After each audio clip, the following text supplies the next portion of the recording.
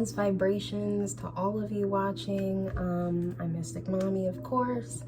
I love to talk about motherhood and spirituality, and today we're talking about plants, houseplants. So this is going to be my second part to a series I'm making right now about houseplants for beginners, super easy plants to take care of, plants that are very resilient. So let's get into that. My second beautiful plant that I'd like to share with you guys today that is very, very resilient and easy to take care of is the, I gotta look at the name because it's a very interesting name to try to pronounce. Echeveria Runyonii. And mine looks a little funky because she's going through some changes. She fell a couple times, kind of bruised some of her leaves, and now she has a big cluster of new leaves growing at the very top, which I'm loving.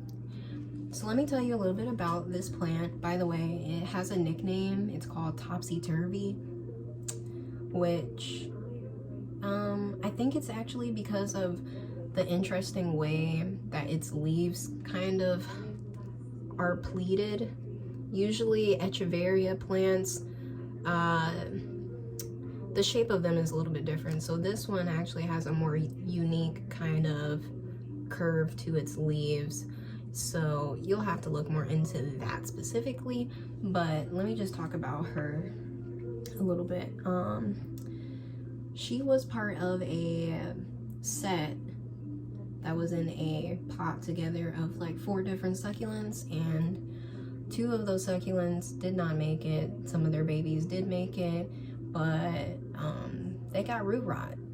I was overwatering it, and I was new at houseplants and succulents and things, so I didn't know, and I just wanted to love on my plants, so I was giving it lots of water, and it was not happy with that. So anyways, this is one of the ones that still made it through.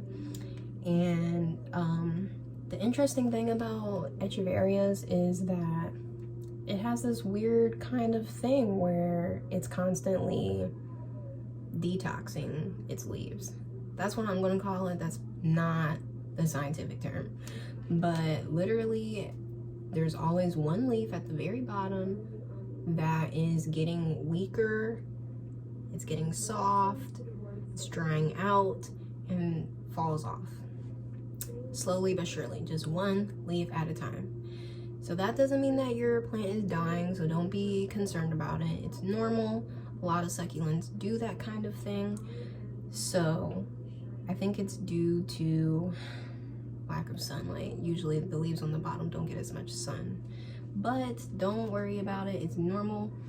And they're super easy to propagate. You literally can just wiggle off a leaf, lay it in some dirt, spray some water on it, it'll start growing. These plants have a weird kind of powdery film. It's like a protective film on the leaves. So you want to avoid touching it for the most part because it'll start getting marks and ugly little scab and mark looking things on the leaves if you're touching all over it, and it'll just make it not look cute anymore. So little tip for you, if you do end up getting one of these, you don't want to touch it very much, which is great now that I actually have a stem that I can, because when I first got this plant it was very low to the ground, didn't really have any stem to it. So now it's finally grown out enough that it's easier to maneuver. So let me just read to you what I have written down about basic care for the Topsy Turvy plant. Yes, so it says here that the Echeveria needs a lot of light. It may even need a grow light.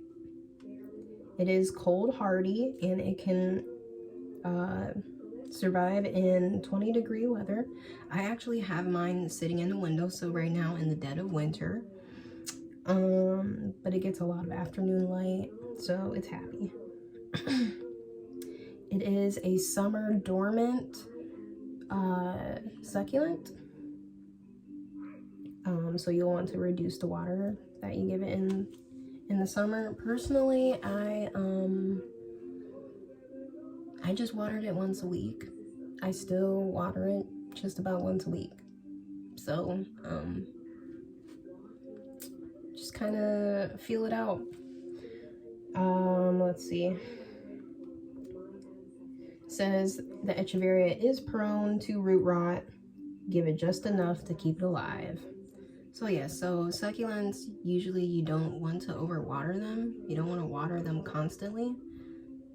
Get their soil wet and then let them do its thing, and wait for the soil to be bone dry. Stick your finger in there like an inch or two, make sure it's dry, and then water them. You'll know that the Echeveria is thirsty when its leaves start to get soft, like all around, all of the leaves, not just the one that's fallen off at the end. And you will know that it's gotten too much water if the leaves start to yellow. And you'll want to fertilize it in the beginning of its grow season,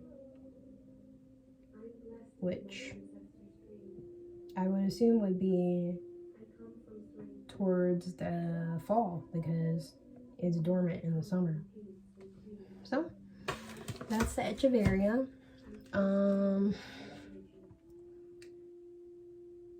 It wasn't my favorite plant at first, but it totally grew on me, especially with this new little cluster it has growing. I'm loving that.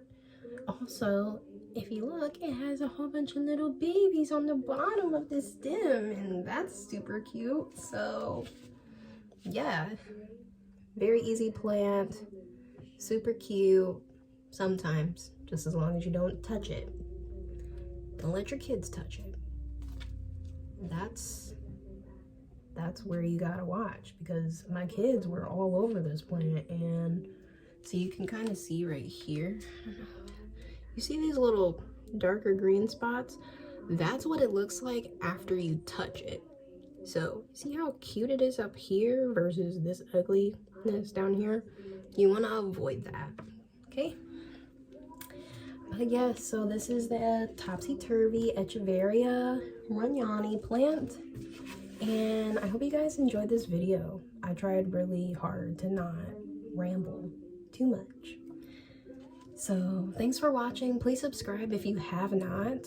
Please check out my description box. I do have links to lots of valuable wellness resources. If you want to learn more about your higher self, become more aware, receive your keys to the matrix, so to speak, check that out at secretenergy.com. You can check my link below. They have a shop with tons of just supplements, resources that are good for metaphysical development. Things like the shit Tibetan monks fucking drink to ascend, you know, shit like that. If you want shit like that, that is down there.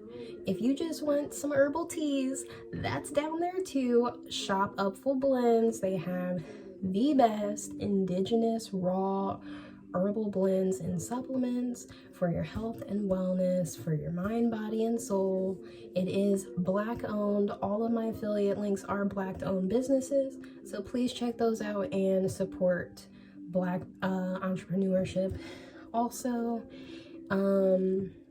if you're looking for crystals, if you're looking for sage, if you're looking for a variety of smudge sticks, a variety of gemstones.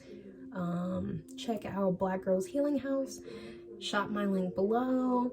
Check those links out for me, and support Black businesses. So thank you so much for watching. You guys have a blessed day, and wholeness.